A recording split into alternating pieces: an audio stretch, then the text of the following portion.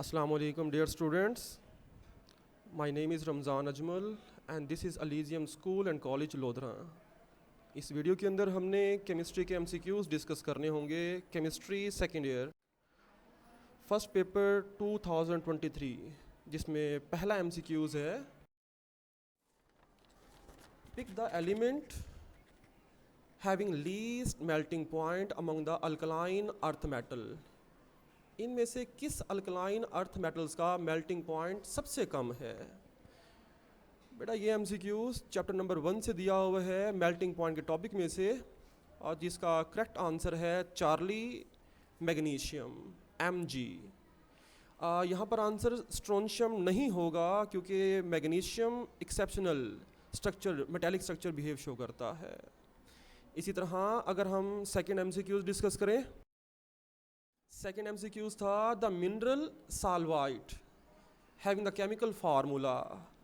जो मिनरल है साल्वाइट, इसका केमिकल फार्मूला क्या है. ये MCQs चैप्टर नंबर 2 में टेबल में से दिया हुआ है, जिसका केमिकल फार्मूला आंसर बीटा होगा KCl.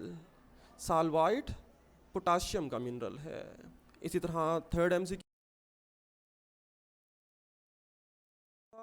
Boric acid can not be used. Boric acid को कहाँ यूज़ नहीं किया जाता. एक्चुअली ये MCQs चैप्टर नंबर 3 में से है, और बोरिक एसिड के यूज़र लिखे हुए थे, जिसमें पहला था boric acid use as a antiseptic. ये भी ठीक है, यूज़ होता है for eye washing, washing eye, ये भी ठीक होगा.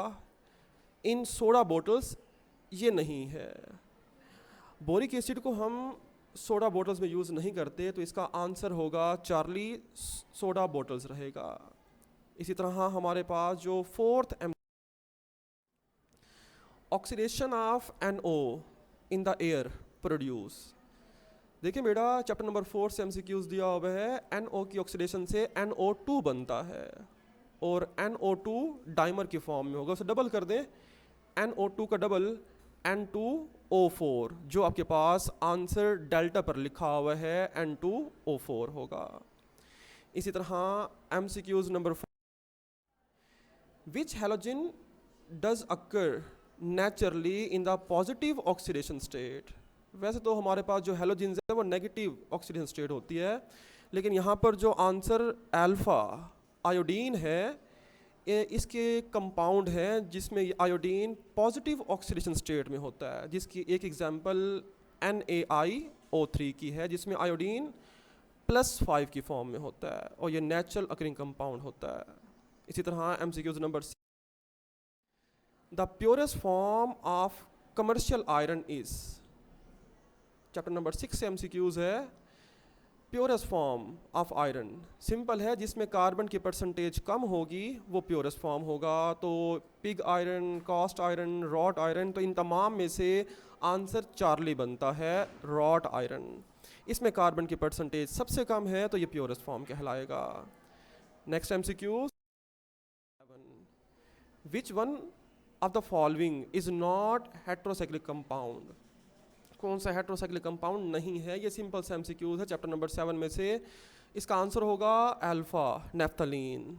नेफ्थलीन होमोसाइक्लिक कंपाउंड है, 2 बेंजीन रिंग फ्यूज्ड होती हैं. इसी तरह MCQs नंबर 8 है the reaction step shown is known as. बेटा यहाँ पर स्टेटमेंट दोबारा देखें, लिखा हुआ था the reaction step shown is known as. इस रिएक्शन को बताना है, ये रिएक्शन कौन सा हो रहा है. अगर आप इस रिएक्शन को देखोगे तो हमारे पास जो रिएक्शन है, इस रिएक्शन में डिकम्पोजिशन हो रही है with the help of water. और जिस रिएक्शन में वाटर यूज़ हो, डिकम्पोजिशन हो, तो उसका सूटेबल आंसर हाइड्रोलाइसिस होता है. तो इसका आंसर अल्फा होगा, हाइड्रोलाइसिस हो रहा है. इसी तरह MCQs नंबर 9 में लिखा हुआ है, एक रिएक्शन दिया हुआ था कि जब फिनोल का रिएक्शन किया जाता है जिंक के साथ. तो बेटा ये MCQs चैप्टर नंबर 9 में से है, और प्रिपरेशन ऑफ द बेंजीन में है. जब भी फिनोल रिएक्ट करता है जिंक के साथ तो बेंजीन प्रोड्यूस होता है. तो चेक करें, बेंजीन बना हुआ है अल्फा. आंसर होगा हमारे पास बेंजीन अल्फा. इसी तरह MCQs नंबर 10 था, for which mechanism the first step involve is the same. बेटा ये चैप्टर नंबर 10 के एक्सरसाइज का भी एमसीक्यूज है।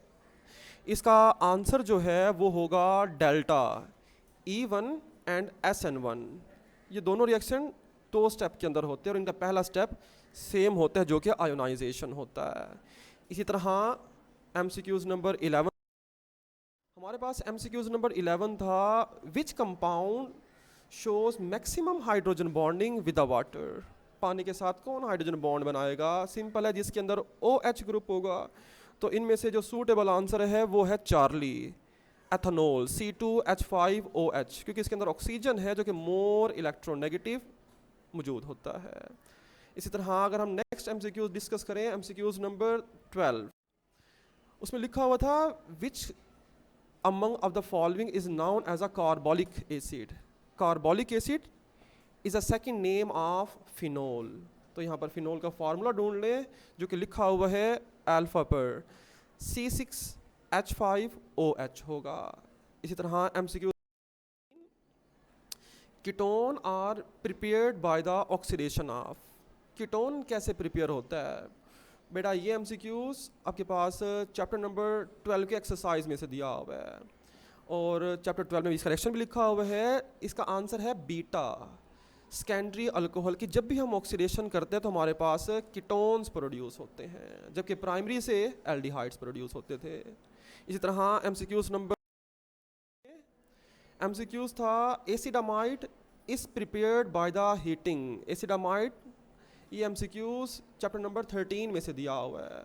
एसिडामाइड कैसे बनता है? इसका आंसर होगा अल्फा, जब हम अमोनियम एसीटेट को हीट करते हैं, इससे एसिटामाइड और साथ में वाटर प्रोड्यूस होता है। तो आंसर अल्फा होगा। इसी तरह MCQs 15, natural starch consist of how much percentage of amylose. बेटा ये मेमोरी बेस्ड क्वेश्चन है और चैप्टर नंबर 14 में से है, स्टार्च के टॉपिक में से। अब नेचुरल स्टार्च में अमाइलोज कितना होता है? तो इसका आंसर होता है चार्ली, 10 to 20% होता है ये।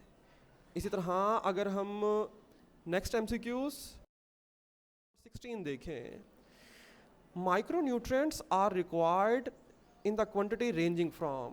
माइक्रोन्यूट्रिएंट्स कितनी मिकदार में चाहिए होते हैं? चैप्टर नंबर 15 से एमसीक्यूज है और एक्सरसाइज में भी लिखा हुआ है। माइक्रोन्यूट्रिएंट्स कम मिकदार में चाहिए होगा, इसका आंसर ग्राम में है और आंसर होगा बीटा, 6 to 200 ग्राम होगा। इसी तरह हमारा एमसीक्यूज नंबर 17 जो लास्ट एमसीक्यूज था वो है, a single chlorine free radical can destroy how many ozone molecules. बेटा ये चैप्टर नंबर 16 से एमसीक्यूज है। क्लोराइड का एक molecule at least 1 lakh ozone molecule को डिस्ट्रॉय कर सकता है और 1 लाख के लिए हमारे पास जो आंसर बनेगा वो होता है बीटा 10 to power 5 होगा। उम्मीद है कि आप लोगों के तमाम एमसीक्यूज ठीक होंगे and best of luck for your remaining exam. अल्लाह हाफिज़।